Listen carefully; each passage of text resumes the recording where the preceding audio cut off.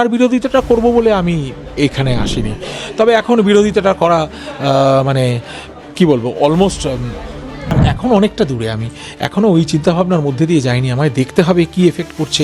হয়তো এরা নিজেরাই সেই কাজটা করে ফেলবে, হয়তো আমার প্রয়োজনই পড়বে না, আর প্রয়োজন পড়লে আমি এদের সঙ্গে আছি। ব্রিটিশ সিটিজেনশিপটা ছাড়তে চাই না, ওই জন্য আমি এইখানে ফিরে এসে ভারতীয় নাগরিকত্বটা নিতে পারছি না। যা ভোটের সঙ্গে আমার প্রতিবাদের কোনো সম্পর্ক নেই। আর এখন অনেকটা দূরে। আমি এখনও ওই চিন্তাভাবনার মধ্যে দিয়ে যাইনি। আমায় দেখতে হবে কি এফেক্ট করছে। হয়তো এরা নিজেরাই সেই কাজটা করে ফেলবে, হয়তো আমার প্রয়োজনই পড়বে না, আর প্রয়োজন পড়লে আমি এদের সঙ্গে আছি। গানে গানে বলতে গেলে একটা হিন্দি গান ছিল, আব কাহা যায় হাম ইয়ে বাতা দে জমি, আব কিসি পর কিসি কো ভরসা নেই। বিদেশের মাটিতে আরজিকর নিয়ে যে আন্দোলন বাংলাতে শুরু হয়েছিল তা নিয়ে মমতা বন্দ্যোপাধ্যায়কে চোখে চোখ রেখে যিনি প্রশ্ন করেছিলেন তিনি এই মুহূর্তে আমার পাশে বসে রয়েছেন। ডক্টর রজত শুভ্র, কিন্তু আজকে অন্য ফর্মে তাকে পেয়ে গেছি। মাথায় যে টুপি রয়েছে মান্নাদের দেওয়া সেই টুপি, কিছুক্ষণ আগে উনি গানও গেয়ে এসছেন। আপনাকে বাংলা হান্টে স্বাগত জানাচ্ছি এবং সরাসরি প্রথম যে প্রশ্নে যাচ্ছি সেটা হলো লন্ডনের মাটিতে মমতা বন্দ্যোপাধ্যায়ের যে কুকীর্তি তার বিরুদ্ধে চোখে চোখ রেখে প্রশ্ন করা, সেখান থেকে আজকের এখানে আপনি বাংলায় চলে এসেছেন। বাংলার কয়েক মাস পর বিধানসভা ভোট রয়েছে, বাংলার কি কিছু পরিবর্তন হয়েছে? আপনার এই যে প্রতিবাদ লন্ডনের মাটিতে দাঁড়িয়ে, বাংলার মাটিতে দাঁড়িয়ে যে প্রতিবাদ, তার মধ্যে কি কিছু পার্থক্য এসেছে? আমার মনে হয় না একটা প্রতিবাদে তো হতে পারে না, তবে ওটা শুরু হয়েছে এবং সেইটা আস্তে আস্তে আরও অনেকটা দূরে যাবে, এইটাই আমরা আশা করছি। এবং যাদের বিরোধী দলকে সেটা পিক আপ করতে হবে, পিক আপ করে সেটাকে সেই মাইলেজটা নিতে হবে। কিছুটা এফেক্ট তো পড়েইছে। এই মানুষ আমাকে চিনেছেন, সেটা আমার কথা শুনছেন। গানটা অবশ্যটুকু আমার ক্ষতিই হয়েছে, কারণ আমি শাসক দলের বিরুদ্ধে প্রতিবাদ করার জন্য গান খুব একটা হয়নি, সবাই আমাকে ডাকতে পারে না। তবে আস্তে আস্তে হবে, একদিনে তো হয় না। আর ওটা মানে কেলগ কলেজে হয়েছিল ঘটনাটা, অক্সফোর্ডশায়ারে, লন্ডনে নয়। আমি থাকতাম লিভারপুলে, ঘটনাটা ঘটেছিল অক্সফোর্ডশায়ারে।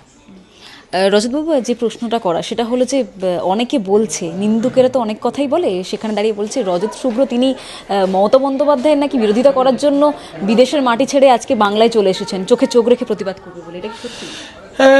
ওইটা করার জন্যই যে আমি এসেছি তা নয়, আমার নিজস্ব ব্যক্তিগত কারণে আমি এসেছি। আমি রিটায়ার করেছি, মার কাছে থাকবো বলে এসেছি, গান করব বলে এসেছি। আমি প্রফেশনালি গান করতে চাই, এতদিন ধরে শিখে একটা অত বড় হেরিটেজ আমার মাথার উপরে, মান্নাদের মতো একটা আশীর্বাদ, সেটার জন্যই আমি এখানে এসেছি। কিন্তু ওইটা একটা মানে অ্যাডিশান হয়ে দাঁড়িয়েছে, কারণ এসে যখন দেখছি যে জন্মভূমির এই চরম দুরবস্থা, এই দুরবস্থার মধ্যে আমার মানে নিজেকে ঠিক রাখা মুশকিল হয়েছে, তাই জন্য আমি বিরোধিতাটা করেছি। ওনার বিরোধিতাটা করব বলে আমি এখানে আসিনি, তবে এখন বিরোধিতাটা করা মানে কি বলবো, অলমোস্ট মানে ইনএভিটেবল হয়ে দাঁড়িয়েছে, এবং আমি এটা অ্যাভয়েডও করতে পারবো না, আমাকে এটা করতেই হবে। এসআইয়ের আবহ, সেখানে দাঁড়িয়ে বাংলাদেশ থেকে যে হিন্দুরা এসেছিলেন সকলকে নাগরিকত্ব দেওয়া হচ্ছে। আপনি তো বিদেশের মাটিতে গিয়ে সেখানকার নাগরিকত্ব নিয়েছিলেন, আপনি ভারত সরকারের কাছে আবেদন করবেন যে আপনাকে আবার ভারতের নাগরিকত্ব দেওয়া? আবেদন করার তো কিছু নেই। আমি একটা দিন আবেদন করলে পরের দিনই আমি ভারতবর্ষের কোনো অসুবিধা হবে না নাগরিকত্বটা পেটে।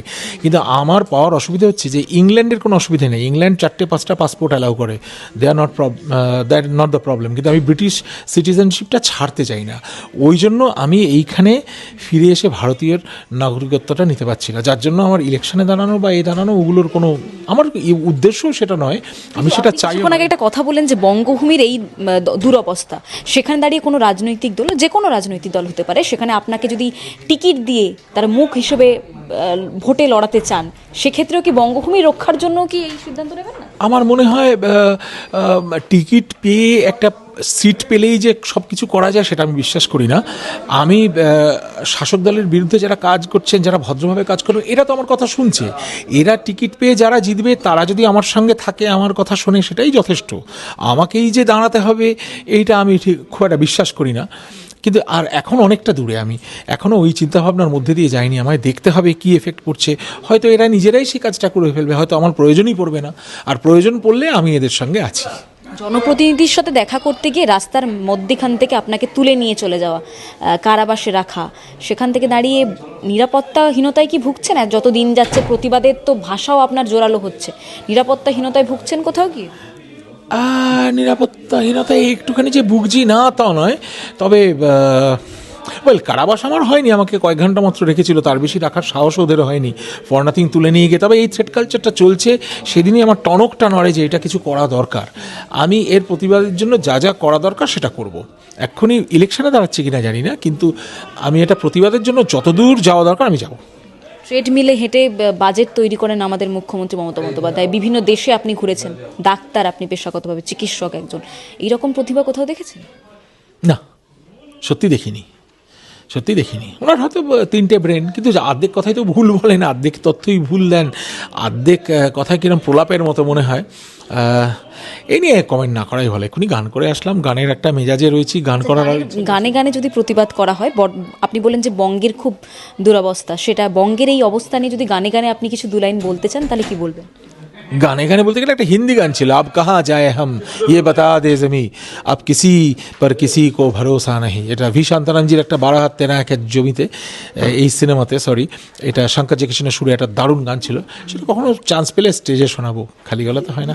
আচ্ছা, এই যে প্রতিবাদের ভাষা দিন দিন জোরালো হচ্ছে, ভোট যত এগোচ্ছে রজতবাবুর প্রতিবাদের ভাষাও আমরা জোরালো শুনতে পাচ্ছি। প্রতিবেশীর তরফ থেকে কিছু শুনতে পাচ্ছেন? আপনার একেবারে বাড়ির পাশে এক দেওয়াল ভাগ করে নিচ্ছেন যার সাথে? না না, সেরকম কিছু শুনিনি তো। আমার সাক্ষাৎ হয়? আমি ছাদ দেখা যায় তো আপনার বাড়ি? না রে বাবা, আমি ওই তাকিয়ে বসেও থাকি না, আর আমি একটু অন্যদিকে থাকি। আমার আমি না ছাদে উঠলে কাক, চিল, পাখি, বক দেখার অনেক কিছু আছে, প্রতিবেশীদের দিকে তাকানোর জায়গা আছে। ওখানে আমার মা থাকেন, খুব একটা বেশি থাকা হয় না, না দেখা সাক্ষাৎ হয় না। আর ভোটের সঙ্গে আমার প্রতিবাদের কোনো সম্পর্ক নেই। আমি মনে প্রাণে চাই শাসক দলের এইটাই শেষ বছর হোক, শেষ কয়েক মাস হোক। এখন আমি যেটা চাই সেটা হলো প্রতিবাদটা বিরোধী দল থেকে জোরদার করে করা হোক, তার জন্য আমার সামনে আসার দরকার নেই, এরাই পারবে। প্রতিবাদের ভাষা অনেক রকম হয়, গানে গানেও হয়, আবার বিদেশের মাটিতে দাঁড়িয়েও হয়, এবং সেই রকম একজন প্রতিবাদী ভাষা রজতবাবু, তাকে আজকের বাংলা হান্টের এই সাক্ষাৎকারে পেয়ে গিয়েছিলাম, এবং তিনি বলেছেন যে কোনো দল তার কোনো দলের প্রয়োজন নেই। তিনি যেভাবে প্রতিবাদ করে আসছেন, বঙ্গের যে দুরবস্থা চিত্র রয়েছে সেখানে দাঁড়িয়ে ভবিষ্যতেও তিনি প্রতিবাদ করে যাবেন। ক্যামেরায় শুভদীপের সাথে রিয়া, বাংলা হান্ট, কলকাতা। আরো ভালো ভালো খবর দেখতে সাবস্ক্রাইব করুন বাংলা হান্টের ইউটিউব চ্যানেল। বাংলা হান্টের আরো খবর দেখতে নজর রাখুন। বাংলা খবর মানেই বাংলা হান্ট।